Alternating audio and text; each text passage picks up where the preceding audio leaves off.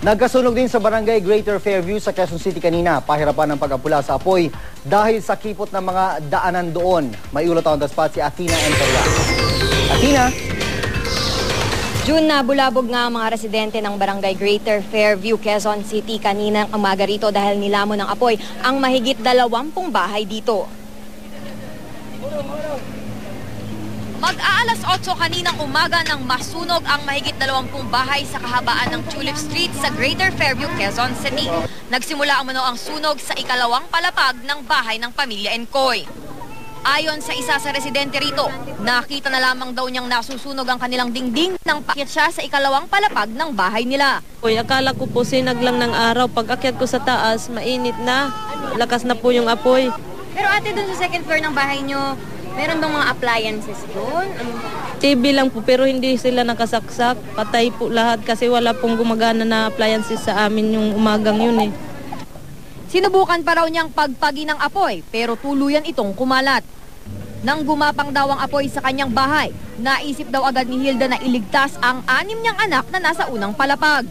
Tapos tumalon na lang ako sa baba. Inisip ko yung mga anak ko. Paano niyo po naakay yung 6 niyong anak? Hindi ko na alam, basta naakay ko na lang yung isa lang. Bigla, ito kasi nakahiga, ang inisip ko ito. Bigla kong kinarga. Tapos sinakay ko yung 5 palabas, hindi ko na alam eh.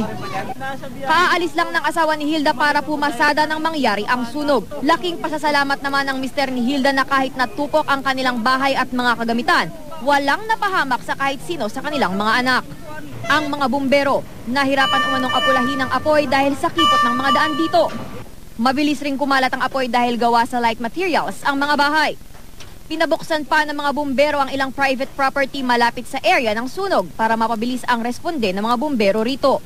Mahigit 20 truck ng bumbero ang nagtulong-tulong para apulahin ang apoy na umabot sa 4th alarm.